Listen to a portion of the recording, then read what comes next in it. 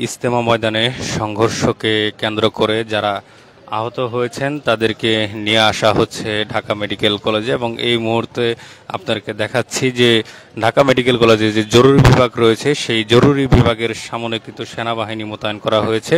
পাশাপাশি কিছুক্ষণ পরপরই কিন্তু এখানে অ্যাম্বুলেন্সে করে নিয়ে আসা হচ্ছে ইজতেমায় সংঘর্ষে যারা আহত হয়েছেন তাদেরকে। এখন পর্যন্ত আমরা যেটি জানতে পেরেছি যে 4 জন কিন্তু আসলে নিহত হয়েছেন এই সংঘর্ষে, পাশাপাশি 4 শতাধিক কিন্তু আহত হয়েছেন এমনটি আমাদেরকে জানিয়েছেন দুপুরে এক প্রেস ব্রিফিংয়ে। এবং এখানে আপনাদের আরেকটি বিষয় বলে রাখি যে টঙ্গীতে যে বিশ্ব ইজতেমা হয় সেই বিশ্ব ইজতেমাকে কেন্দ্র করে গতকাল রাত থেকেই কিন্তু দুটি গ্রুপের মধ্যে সংঘর্ষ হয় এবং সেই সংঘর্ষে কিন্তু আসলে হতাহতের ঘটনার পাশাপাশি অনেকেই আহত হন। পাশাপাশি সকাল থেকেই কিন্তু টঙ্গী এবং ঢাকা মেডিকেলের যে এরিয়া রয়েছে সেই এরিয়া, পাশাপাশি কাকরাইলে কিন্তু বেশ থমথমে পরিবেশ আসলে বিরাজ করছে।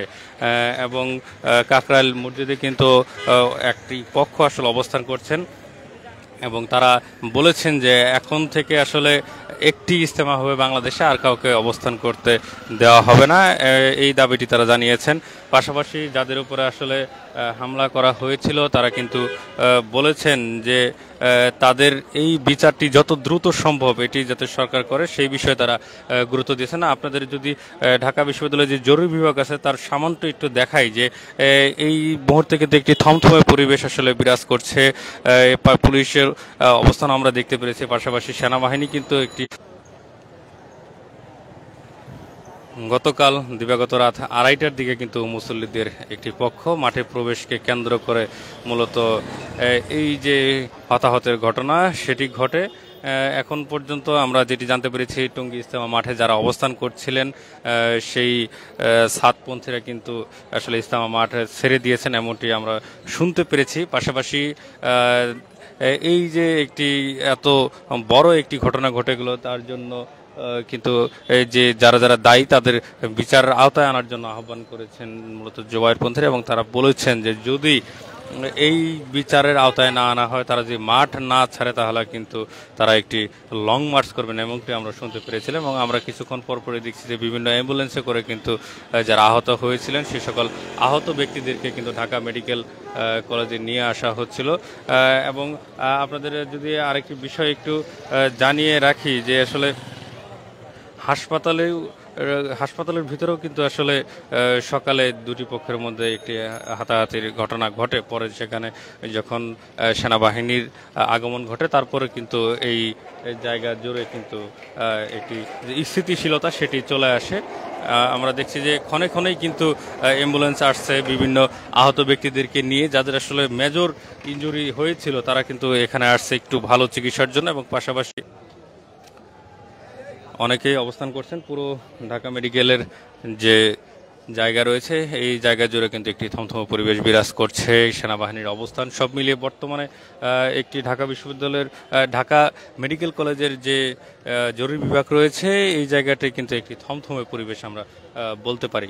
আপনাদেরকে আরেকটি তথ্য জানিয়ে রাখি যে ইতিমধ্যেই কিন্তু এই বিষয়টি সমাধানের জন্য সচিবালয়ে দুটি পক্ষকেই নিয়ে বসা হয়েছিল এবং বলা হচ্ছে যাতে করে বাংলাদেশে এরকম ঘটনা দ্বিতীয়টি না ঘটে, এরকমটিও কিন্তু রাষ্ট্রপক্ষ থেকে আমরা বার্তা পেয়েছি।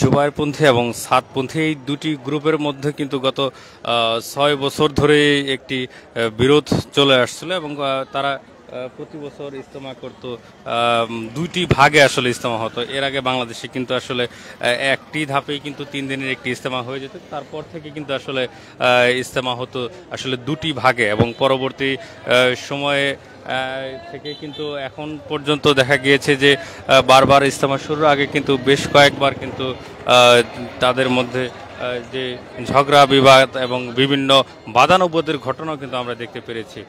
এবং সর্বশেষ পরিস্থিতি যদি আপনাদেরকে বলি যে এই মুহূর্তে ঢাকা মেডিকেল কলেজের যে জরুরি বিভাগ রয়েছে সেই জরুরি বিভাগের পুরো জায়গা জুড়ে কিন্তু ইতিমধ্যে একটি থমথমে পরিবেশ বিরাজ করছে। পাশাপাশি সেনাবাহিনীকে মোতায়েন করা হয়েছে যাতে করে এই পুরো জায়গা জুড়ে একটি কঠোর নিরাপত্তা বলয়ের মাধ্যমে রাখা যায়, এবং আমরা দেখছি যে এখানে কিন্তু সেনাবাহিনী খুব অবস্থানে রয়েছেন এবং পুরো জরুরি বিভাগের যে গেট রয়েছে সেই গেটে কিন্তু অবস্থান করছেন সেনাবাহিনীর সদস্য যারা রয়েছেন তারা।